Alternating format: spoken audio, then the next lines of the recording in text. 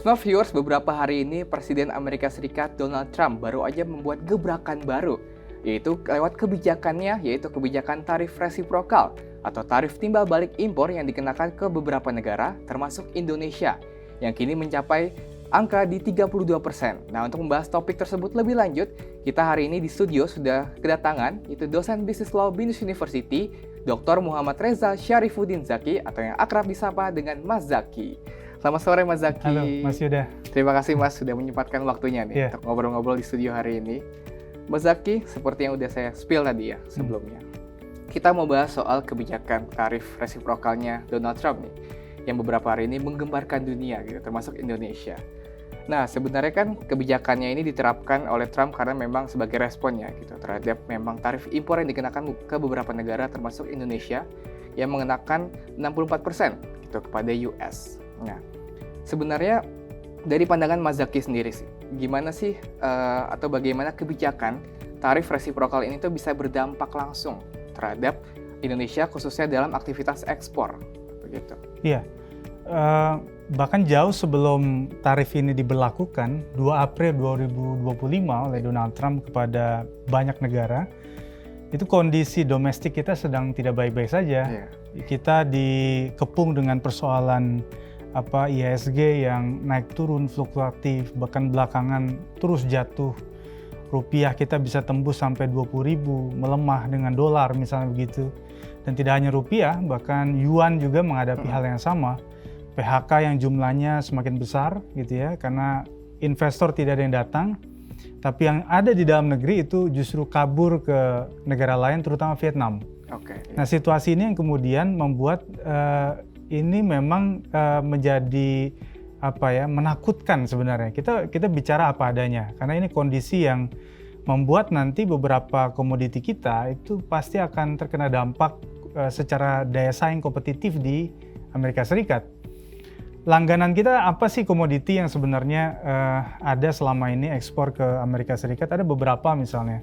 Dari mulai kelapa sawit, dari mulai tekstil, garmen, kemudian alas kaki, itu menjadi langganan produk kita yang ekspor ke sana. Memang secara faktual itu kita punya neraca perdagangan yang baik lah, surplus dengan Amerika Serikat. Makanya kan sebenarnya kenapa kebijakan ini seolah-olah sangat reaksioner oleh Donald Trump, karena memang Amerika Serikat belakangan cukup parah ekonominya. Gitu. Kemampuan perdagangan mereka ini memang minus lah ketika kemudian dihadap-hadapkan dengan beberapa negara. Dengan ASEAN saja kita ASEAN surplus perdagangan dengan Amerika Serikat. Itu catatannya kira-kira. Oke. Kalau boleh tahu Mas, dampaknya itu di sektor apa aja sih Mas? Khususnya di Indonesia yang terdampak dari kebijakan tarif resiprokal dari Trump ini? Iya, yang agak menarik sebenarnya gini, ada beberapa perusahaan Amerika Serikat yang memang investasi di Indonesia. Contoh aja brand besar Nike.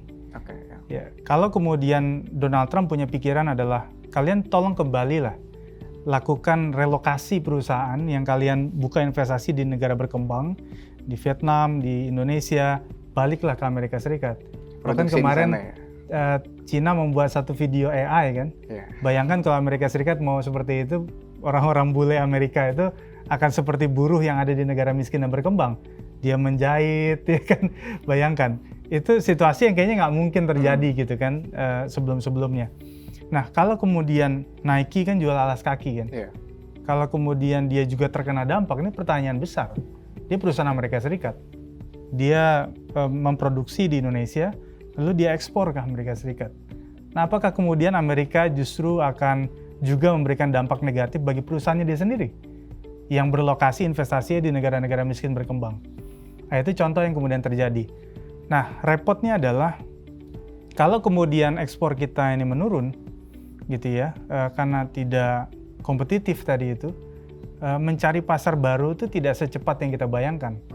Gitu, di situasi global yang pertumbuhan ekonominya melambat bahkan cenderung turun, dan juga kita melihat bagaimana kondisi domestik yang pasca COVID-19 itu memang nggak lebih baik, belum stabil gitu ya.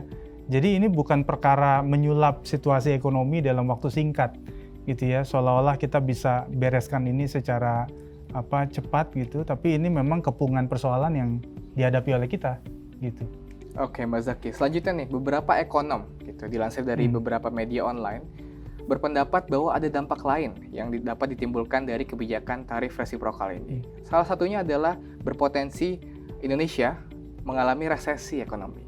Apakah memang kebijakan Trump ini sebegitu mengerikannya sampai bisa menimbulkan resesi ekonomi di Indonesia sendiri?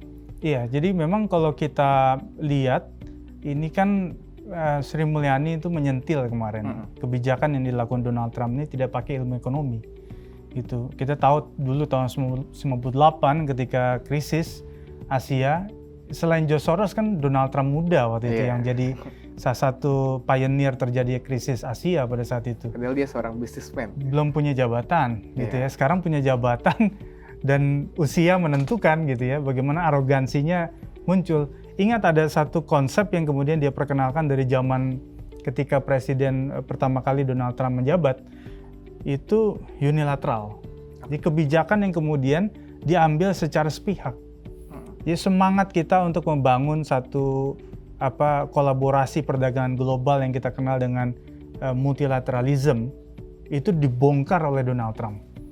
Yang menjalankan itu hari ini memang hanya dua negara yang kita pandang, Korea Utara dan Amerika Serikat. Nah, Donald Trump memainkan peran itu. Seolah-olah Amerika Serikat tuh punya power yang tidak bisa diganggu-gugat. Padahal ini punya implikasi bukan hanya pada negara lain, tapi juga pada Amerika Serikat. Lihat apa implikasi setelah 2 April. Demonstrasi besar terjadi di Amerika Serikat. Karena udah gila-gilaan gitu. Efisiensi yang dia lakukan, menghajar banyak negara. Coba bayangkan negara-negara Afrika, Madagaskar misalnya. Mereka beberapa negara Afrika tuh size ekonomi kecil sekali.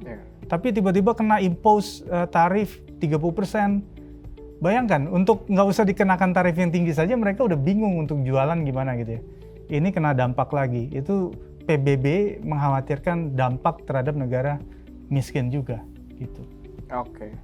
Berarti memang istilah tidak hanya pada Indonesia, tapi juga negara-negara lain, khususnya mungkin pulau-pulau kecil gitu ya Pak? Iya, betul. Oke, selanjutnya menurut pandangan Pak Zaki nih, kan istilahnya Trump ini ingin memulai perang dagang, khususnya mungkin terhadap China ya, yang termasuk paling besar juga dinaikannya tarif resiprokal ini selain Kamboja, Vietnam dan lain-lain. Nah, mungkin sekarang hubungan diplomatik antara US dan juga China agak memanas gitu, ataupun dengan negara-negara lain. Nah, bagaimana dengan Indonesia sendiri? Apakah kebijakan ini akan mempengaruhi hubungan diplomatik antara US dan juga Indonesia ke depannya? Iya, per hari ini Amerika Serikat sudah menjatuhkan 125% tarif kepada China setelah beberapa hari terakhir mereka saling naikkan tarif itu, ya kan 80 sampai 125% gitu. Ada juga penangguhan beberapa penerapan tarif kepada lebih dari 40 negara misalnya. Nah, kalau saya memandang Amerika Serikat ini harus dikucilkan dari ASEAN. ASEAN ini akan melakukan pertemuan. Sekarang pemimpinnya Malaysia. Saya menganggap bahwa kemampuan ASEAN dalam neraca perdagangan dengan Amerika Serikat yang surplus itu harus dibuktikan dengan cara ASEAN menentukan sikap. Kalau selama ini ASEAN itu kan membuka diri, ada inklusivitas terhadap misalnya +3 gitu ya, Korea, Jepang, China, termasuk Amerika Serikat. Berikan sikap yang tegas bahwa ASEAN tidak lagi bisa misalnya bermesra-mesraan dalam perdagangan internasional dengan Amerika Serikat. Itu juga akan memberikan satu signal bahwa beberapa perusahaan Amerika Serikat yang mengandalkan misalnya Vietnam sebagai tempat investasi, dia akan berpikir mencari di mana lagi misalnya yang ada kemudahan berinvestasi, tax haven, buruh yang murah, dan lain sebagainya. Otomatis nanti perusahaan investor dari Amerika Serikat, dia akan menyerang balik Donald Trump. Dengan cara begitu ya kan. Terus itu yang pertama. Yang kedua, BRICS itu harus menunjukkan sikap, ya kan? BRICS. Kalau kemudian anggota BRICS menentukan sikap yang berbeda-beda, misalnya China dengan tegas dia melawan tarifnya Donald Trump, Rusia misalnya juga sama gitu ya. Tapi kalau kemudian Indonesia mengatakan akan mengirimkan delegasi, itu pun juga di bulan depan, ya kan, melakukan negosiasi ulang dan seterusnya, ini akan menunjukkan bahwa BRICS tidak solid. Nah, BRICS itu harus punya sikap yang sama, tegas, karena ini adalah momentum dia untuk mencari panggung. Karena kan tarif ini muncul sebenarnya gara-gara Indonesia gabung BRICS kan. Iya. Gitu. Ini kekuatan ekonominya, GDP-nya luar biasa besar. Nah itu yang kemudian harus kita dorong pemerintah mengambil sikap yang selaras dengan ASEAN, selaras dengan BRICS, bahkan kita juga ada RCEP agreement. Itu juga penting gitu.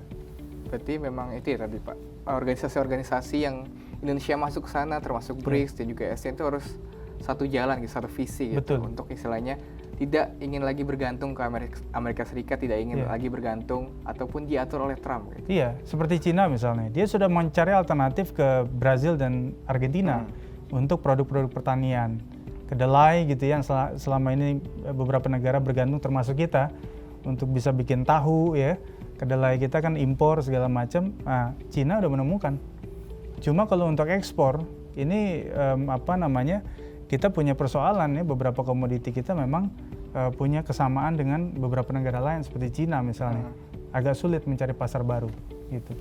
Oke, selanjutnya nih Pak, tadi Pak Zaki udah sempat nyenggol dikit, ngutip dikit soal kebijakan ataupun langkah yang diambil oleh Indonesia, yaitu mengirimkan delegasi untuk bernegosiasi. Nah, kita bisa lihat bahwa beberapa negara seperti China ataupun negara lain, Kanada juga mengambil langkah membalas, tapi Indonesia sendiri masih ingin bernegosiasi. Nah, apakah langkah tersebut menurut Pak Zaki tepat? Iya, yang lagi diributkan oleh para ahli hukum internasional sekarang adalah kecurigaan kita, tiba-tiba pemerintah mengambil opsi untuk menerima warga Gaza, Palestina, untuk ditampung di Indonesia. Ini ada satu gerakan yang cukup memblokir kebijakan itu. Kenapa? Karena domestik kita lagi banyak masalah gitu kan. Menambah imigran itu belum tentu kapasitas kita sanggup sampai di sana. Berapa program yang dilakukan pemerintah untuk sekedar program makan bergizi gratis. Itu susahnya minta ampun. Nyolong sana, nyolong sini misalnya gitu. Nah, ini ditambah lagi misalnya dengan ini. Belum lagi masa imigran selain Gaza itu pun juga ada banyak. Nah, ini disinyalir bentuk salah satu barter kebijakan. Jadi agar kemudian Indonesia melunak, dibuatlah kebijakan visinya Donald Trump untuk melakukan perubahan besar pada Gaza. Itu kan dengan cara kemudian ya udahlah kita dukung aja program itu. Ini baru dugaan, ya kan? Selain soal negosiasi yang kemudian dilakukan, yang dimana Presiden mau akan jalan juga nih ke Turki, ke beberapa negara Timur Tengah, itu juga mungkin bagian dari upaya membahas soal bagaimana merespon kebijakan Donald Trump, gitu. Oke, berarti Mas Zaki setuju apa tidak? Kalau menurut saya, untuk saat ini kita harus berani mengambil sikap. Kenapa? Kita itu anggota WTO. Di pasal 2 General Agreement on Tariff and Trade, itu dikatakan bahwa kalau kemudian ada satu negara anggota WTO yang menerapkan tarif tidak wajar, maka dia bisa berpotensi mendapatkan sanksi dari WTO, World Trade Organization. Nah, gimana caranya sekarang negara-negara yang merasa dirugikan itu laporkan saja ke Badan Penyelesaian Sengketa WTO. Jangan takut gitu. Kita punya banyak ahli hukum perdagangan internasional. Gimana caranya kemudian opsi itu diambil? Ya, basis kita pasal 2 GATT kita laporkan karena kan dirasakan oleh banyak negara, ratusan negara gitu kan. Adil, gitu. Betul, tidak adil. Ini yang kemudian harus segera diambil. Kalau kemudian tidak diambil langkah ke WTO, sama saja kemudian kita membenamkan wibawa dari WTO itu sendiri sebagai semangat perdagangan global yang fair trade gitu ya. Nah, ini yang menurut saya opsi yang harusnya diambil, bukan kemudian melunak dengan Amerika Serikat sementara kita sendiri juga baru bergabung dengan BRICS. Kita akan dipertanyakan, sikapmu gimana Indonesia? Kamu mau condong ke BRICS, Amerika Serikat atau gimana gitu? Jangan sampai nggak ada satupun teman yang kemudian mau berkawan dengan Indonesia sendiri karena sikapnya nggak jelas gitu kan. Oke, berarti memang bisa dibilang kurang tepat ya, karena seperti pemerintah kita tuh mau berkompromi gitu. Iya. Oke, nah itu aja Smart Viewers kurang lebih penjelasan dari Mas Zaki terkait kebijakan resiprokal dari Donald Trump terhadap Indonesia. Terima kasih sekali lagi Mas Zaki atas penjelasan dan waktunya. Nah, Smart Viewers jangan kemana-mana dulu ya, karena sesaat lagi kita masih akan hadir dengan berita menarik lainnya. Jadi stay tune di Jurnal Pinesian.